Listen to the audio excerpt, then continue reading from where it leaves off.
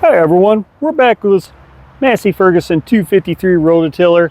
Those of you that's seeing this for the first time, we did a willet run on this little machine here. I'll post a link for that video up at the end of this video where this guy had been sitting for 15 years and we got it up and running again. I had some things I said I had to do to this thing, and well, we're up here in Michigan and everybody's starting to get their guards and stuff ready. We did a little extra work on this to get it ready to go. So now here's the video we're going to do for you.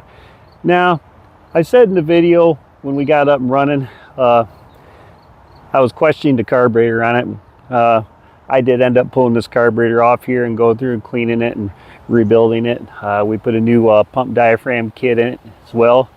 Went through and changed the oil on it. I had to do some tweaking on the governor for it. I just wanted a little bit more RPM out of it. I got this thing set where it's running at 3,400 RPMs. You know, you can set it at 36, but being an older engine like this, 34 is good enough. The way it was before, it was pulling about 2,900.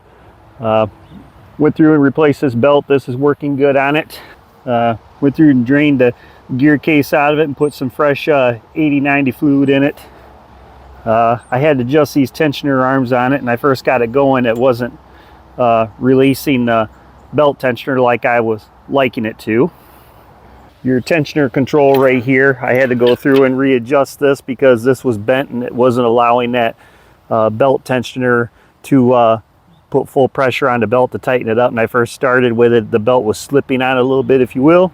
That starter recoil, it was acting up on it. I ended up putting a different recoil on, starter clutch on it. Fixed that problem. So that's what's all been done to it since, you know, if you saw the willet run we did on it since then. So we'll go ahead and we'll start this fella up and you can see this little guy here in action. She's pretty impressive for a little 3-horse Briggs & Stratton, I gotta say that.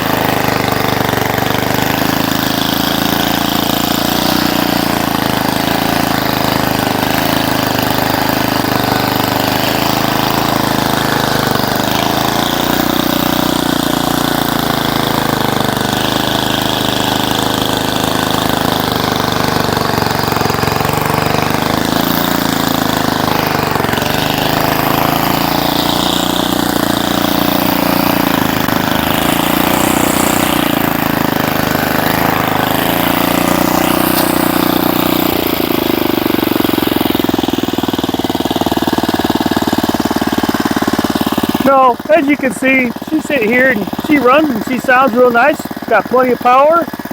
So I'm real impressed how this thing came out. All right, everyone, that's just a little follow-up here on this little Rototiller. I said I was going to do one. Any of these willet runs we get into is we're going to make more of an effort too, as well as do follow-ups with you all out there in case you're ever wondering, I wonder whatever became of that piece of equipment or whatever, that garden tractor or mower. So we did some willet runs on a 70 Toro Whirlwind a while back. Ended up we sold that on the bay, and we had a Ford RM19 that's on the channel too. We did some work on, we restored, we sold that as well. And we still we got the BF Goodrich, that's still up for sale, and we got that old Murphy's push mower, that one's for sale yet. But hey, anyway, if you're just stopping by for the first time seeing these videos, I'd like to give you a friendly welcome.